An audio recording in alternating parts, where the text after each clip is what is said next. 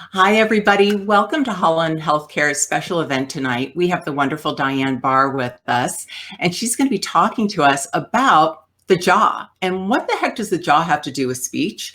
And we're just very grateful to have Di here without making a big fuss about Di, which is easy to do because she's pretty great.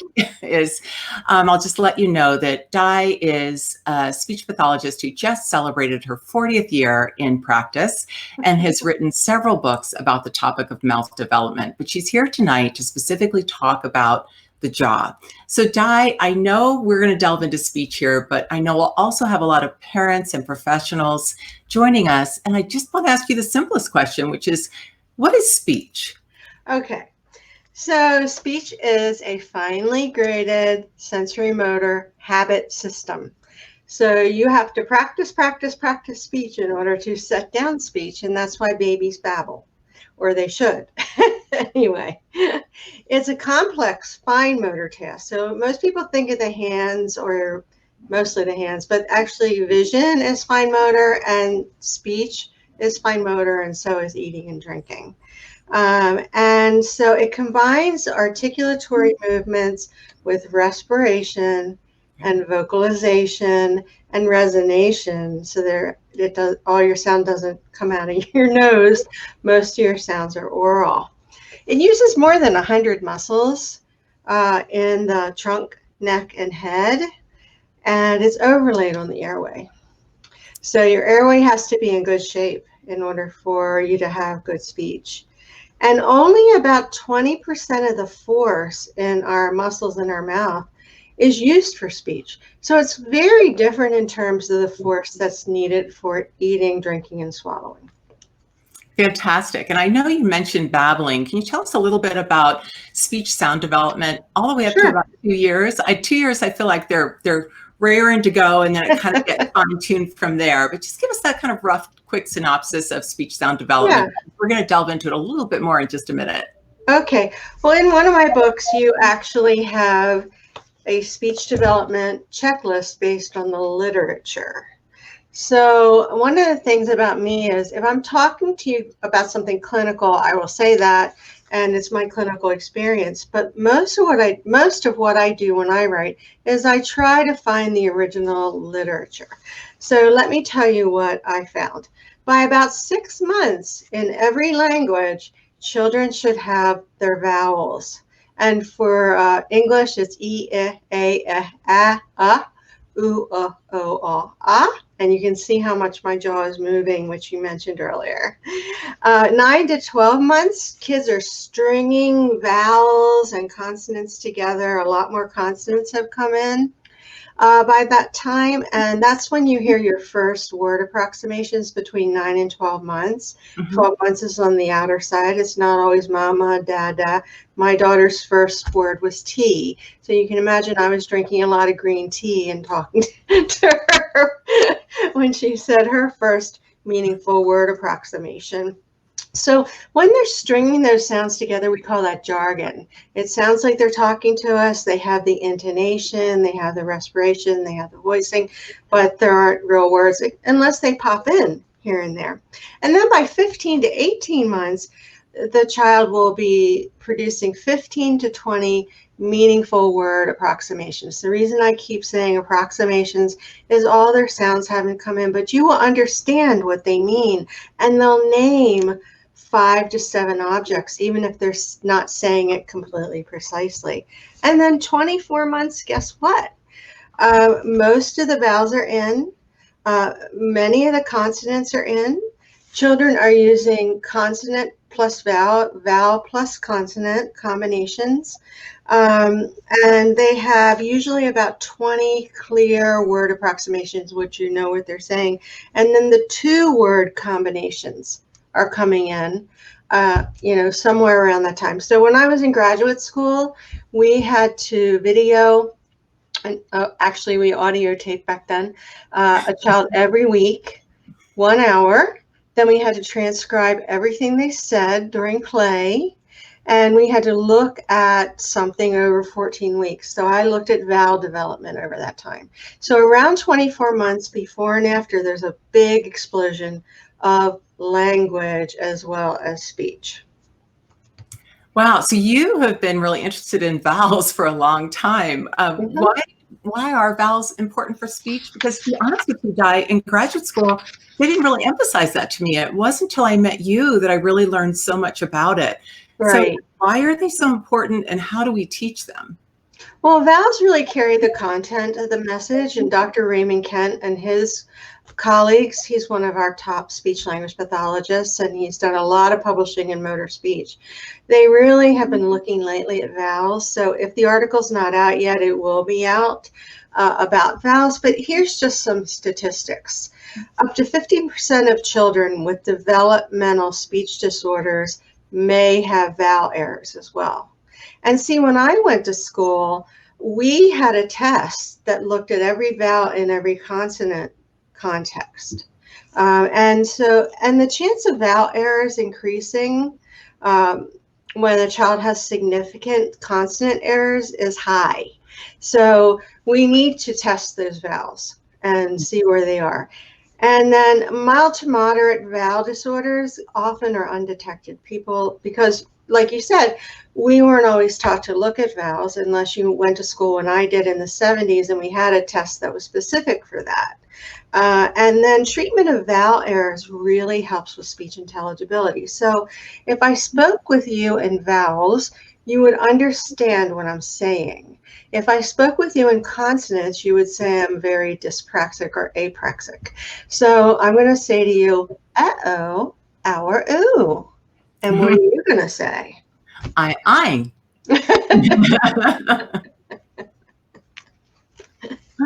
We don't talk so great for a couple of speech pathologists. Well, and vowel elongation is, we've known this forever in terms of adults, but it's also true with children. When you elongate the vowels, it improves intelligibility almost immediately, which is why we use something called pacing. But we're not going to talk about pacing today. So tell me how you're teaching the vowels to kids then. Okay, so because I taught in a reading program at Loyola University as well as a speech program, I'm very phonics based because I want to prepare them for reading. So this is the vowel quadrilateral that I just went through quickly. So everybody put your hand under your chin. Now I can't point to this, but I'm going to go down each of these vowels, and Mel has her throat scope under her chin. So we're going to say E, I, A, A. And what I found, those are our tense tongue vowels, was even though I was prompt trained and motor kinesthetic trained, I was having trouble getting the vowels. So I found that I had to use something to get those jaw heights. So Sarah Rosenfeld Johnson's bite blocks seem to fit the bill. So this is E. See, that's your smallest one. I don't use the largest one. Here is your I as in it. Here is your A as in A. Here is your A. And here is your A. And sorry about the jaw slide, guys. I'm getting palatal expansion, upper and lower sagittals, so I've developed a bit of a jaw slide I'll have to correct. Is our neutral vowel, so that's like a bite block 4. We hear that a lot with our kids who have limited vowel sounds. And then over here, these are our what we call our back vowels, or our lax. Oops, I have to turn it around and look at it. Or our lax tongue sounds. So our tongue just kind of hangs out in the mouth. It doesn't have to be real tense for these. So if you put your hand under, oh, here we go. Ooh, and your lips are round. Oh, oh, aw, ah. So again, I had kids in Maryland, where I'm from, you can probably tell by my accent, that they were going, ew, oh, ah, because most consonants are produced in a high jaw position where the vowels need different jaw heights. So this is what I did to change that again. Ooh, See the tubes are getting bigger. O, ah, ah, and I don't use the largest tubes. Well, so what you're really describing there, and I only know this because you and I have chatted so much about it, but for everybody listening, is the fact that the jaw actually moves into a different plane each time. Can you just chat a little bit about that? And I'll demonstrate with my throat scope while you do. The jaw planes, it depends on whether you're eating, drinking, or speaking, what planes of movement you have, okay? So with the body, little babies develop straight planes of movement first. And so when they're eating, you'll just see that up-down jaw movement, which is actually the same jaw movement that we use in speech, up-down jaw movement. We don't use lateral jaw movement in speech unless we have a problem, like a jaw slip. And that's usually because there's somebody asked the question, there's more weakness on one side than the other. So for speech, mostly we need straight planes of movement and graded movement. So babies aren't born with all that graded movement. They have enough grading to feed. So Di and I were talking the other day, and she's going to walk us through those vowels one more time, and I'm going to use my light up tongue depressor, which is the throat scope, to show you how my jaw changes with each one. Although I won't be voicing, I'll still be saying it with my lips. So go ahead, Di. I'll do the voicing. Okay. So I'll put my throat scope here under the jaw, and we're going to say E, E, A,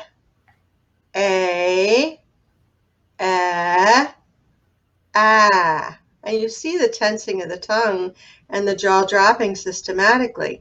Now we'll just say ah, which is a mid-jaw vowel and a neutral vowel. And now we'll do the back vowels. Are you ready? Oo, o, ah, ah. You're making me realize that as a speech pathologist, because I only do pediatric feeding, I don't do articulation anymore, but I need to practice my vowels because without the board in front of me, I was like, which vowel are we on? Well, you memorized it in school, Mel. So it's called the speech quadrilateral, and we had to all memorize it for a test. Yeah. So here's functional use of it. So tell me a little bit more, Di. You, at the very beginning of this conversation, you talked about practice, and how little kids learn to talk. But how much practice does it really take to? A lot. I mean, if you have a typical kid who's babbling like they should be, and that's when I talked about this book has free guides to it on my website, www.agesandstages.net. And you can just look things up by topic. So you can look at what the speech should be. It's not Diane Barr's opinion. It's all from the literature, from when we used to study speech. Now, the thing is, children will babble, practice, and they'll do that over and over and over again if they're on track. Now, we're seeing a lot of children who are born typically, but they're not on track. So therapists say to me, well, I'm not seeing this. However, I do know, in fact, right now I have an 11-year-old I'm working with, and she hasn't really talked much her entire life, and now her mother says all she does is talk. And variations on a theme is how we get generalization. So in order to develop speech as a habit system, we have to practice, and we'll talk about Rosenbeck's sequence and how we can get through practice, because you can't fix speech in one session a week. That child has to systematically be working on that at home. And we also don't want to turn parents into therapists, and we don't want to overwhelm them.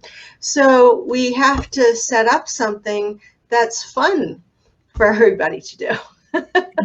Tell me about that last point there, then, the Rosenbeck sequence. Yeah. What is it, and why do you recommend it? Hey, Rosenbeck and his colleagues worked with people with Broca's aphasia. And they came up with this because they were having a hard time getting people with that type of brain damage to speak again, because they were very apraxic. And so they came up with this, and then we adapted it years ago. So this was the 70s. to use with children so that we could get the amount of practice in they needed to set down the speech motor plans. And it's very simple. So you start out in unison. And Nancy Kaufman is another person who's done a lot of wonderful work by breaking words down into non-words. And we also have a lot of research on non-words, and I use them as well with the vowels, where I put consonant, vowel, vowel, consonant, those kinds of things together. So let me take you through the Rosenbeck sequence with this. And I also put the word at the top because, again, I'm a reading person as well. So I like to have the word available. All right, so here's what you would do.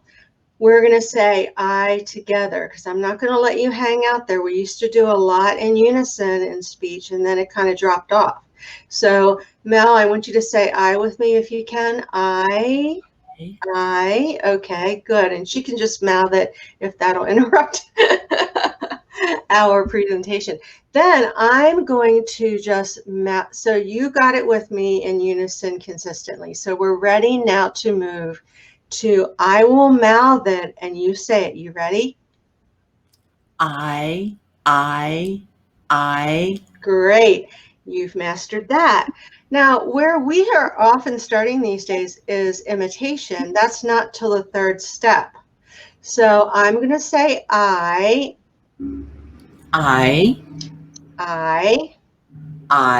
So now the third step is imitation.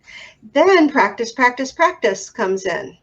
So I'm going to say the word I, and I want you to say it 5 times. I. So there we get the repetition. Now with kids, we make this fun.